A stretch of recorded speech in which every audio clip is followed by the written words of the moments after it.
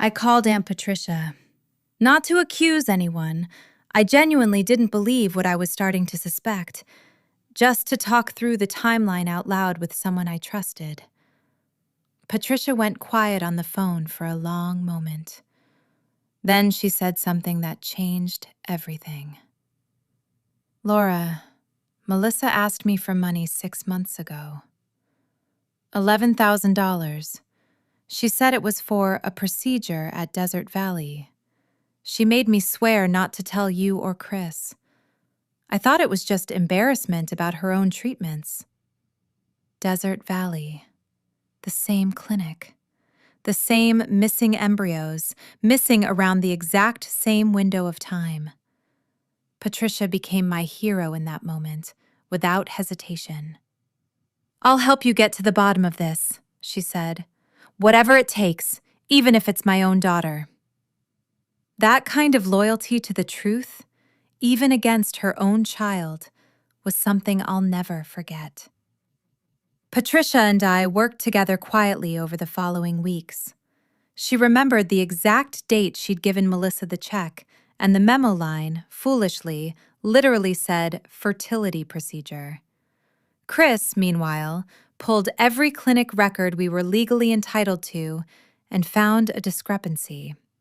An internal transfer log showing embryos moved from storage unit 4471, our unit, to a patient file with Melissa's date of birth, 3 weeks before her positive pregnancy test.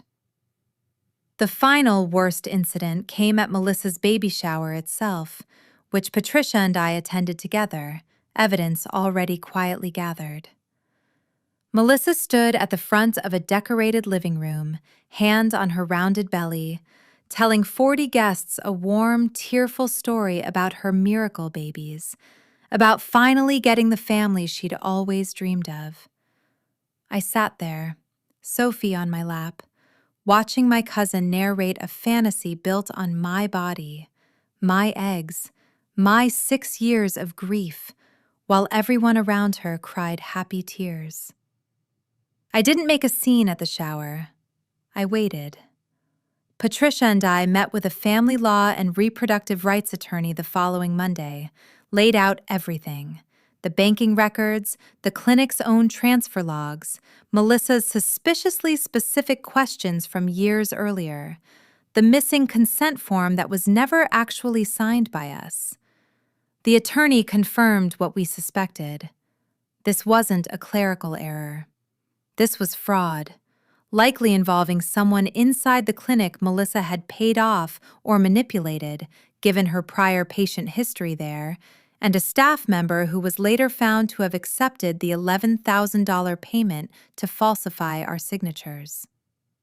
We filed a civil suit against both Melissa and the clinic simultaneously. Patricia, remarkably, stood beside me through every filing, every deposition, even as it meant watching her own daughter face consequences. "You raised me to know right from wrong," she told Melissa in a conversation I wasn't present for, but heard about later. "This is wrong." The case became impossible to hide once the clinic's negligence was formally confirmed, and the staff member involved was terminated and criminally charged with falsifying medical consent documents. Melissa was legally required to disclose the truth of the twins' genetic origin, and the court ultimately ruled in our favor, recognizing Chris and me as the legal, biological, and intended parents. It didn't erase the pregnancy, but it established permanent parental rights, a co-parenting framework none of us wanted, but the law demanded, and full financial restitution for the stolen embryos and resulting legal costs. Melissa was ordered to pay just over $90,000 in damages and fees. The family fractured in the aftermath. Most relatives sided with the truth once the evidence became public in the court filings. Melissa's marriage didn't survive the scandal. Her husband, it turned out, hadn't known the full truth either. She moved out of state within the year, largely estranged from a family that could no longer look at her the same way. Patricia stayed. Through all of it, she stayed, choosing truth over blind loyalty to her own daughter, showing up for me the way she always had. The twins, now 9 months old, are part of a complicated but functioning arrangement. Chris and I are deeply involved in their lives, building something none of us expected, but all of us, eventually, chose to make work for their sake. Sophie has a little brother and sister now, in the strangest, hardest way a family could ever be built. And somehow, through all the betrayal, I found something I didn't expect. A version of family loyalty in Patricia that mattered more than the version I lost in Melissa. Cousin stole my IVF embryos and claimed them as her own twins. I sat in a fertility clinic waiting room and watched my cousin walk in pregnant with twins that were biologically mine. 6 years of infertility, 4 failed rounds, and my last 3 embryos, gone from the freezer, growing inside someone else's body. If you enjoy stories like this, hit subscribe, because what I found out next was worse than I could have imagined. My name is Laura. I'm 36 now, but this story starts 8 years ago when my husband Chris and I first began trying to have a baby. I grew up in a tight-knit family outside Phoenix, raised alongside my cousin Melissa, who was 2 years older and always treated more like an older sister. My Aunt Patricia, Melissa's mother, was the closest thing I had to a second mom after my own parents divorced young. Patricia showed up for everything: my college graduation, my wedding, every hospital visit during 6 brutal years of infertility treatment. She was steady in a way few people in my life ever were. Melissa, on the other hand, was different.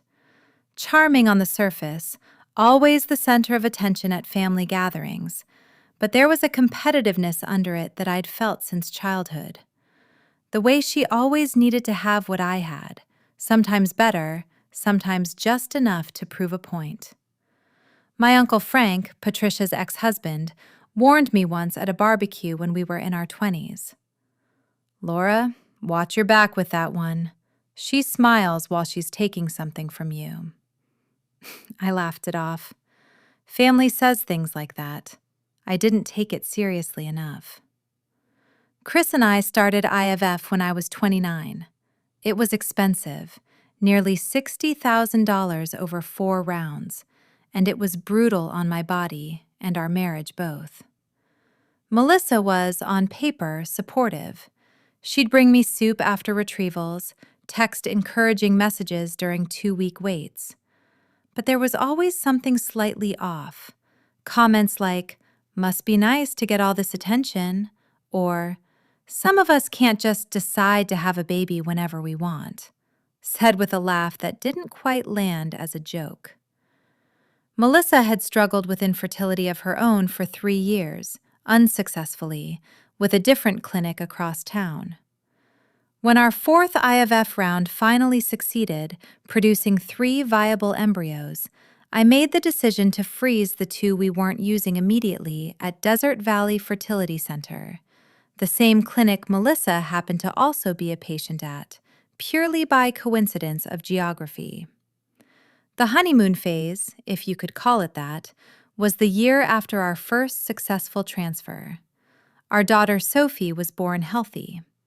Melissa doted on her, showed up at every birthday, called herself Auntie Mel, with what seemed like genuine warmth.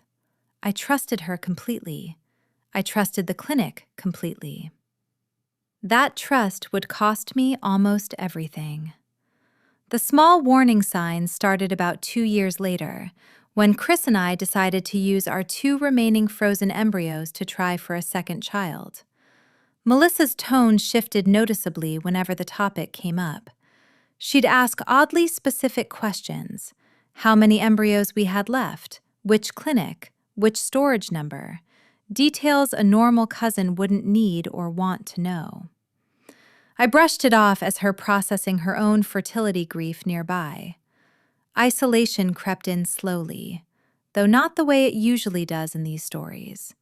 It was Melissa isolating herself from me, growing distant right as our transfer date approached, canceling plans, going quiet for weeks at a time.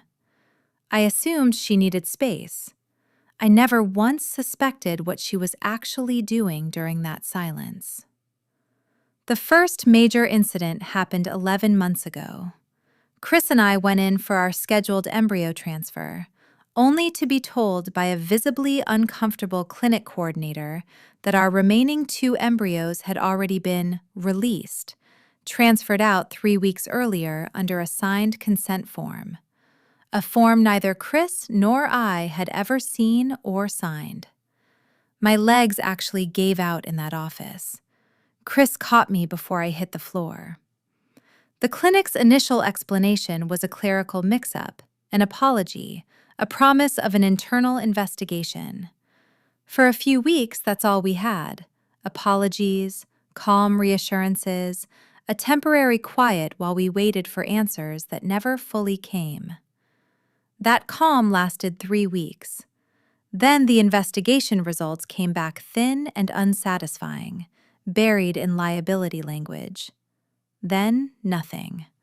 No real explanation, no accountability, just silence. The ticking clock arrived 4 months later, in the form of a baby shower invitation. Melissa was pregnant, with twins, due in 8 weeks. She hadn't told a single family member how she'd gotten pregnant, brushing off questions with a vague, "We found a good specialist finally," radiant and glowing in every photo she posted, soaking in congratulations from a family that had watched her struggle for years and desperately wanted this happiness for her. Something about the timeline gnawed at me. Twins, the exact number of embryos we'd lost, the exact clinic. I couldn't shake it, even though I told myself I was being paranoid, grief-stricken, looking for someone to blame.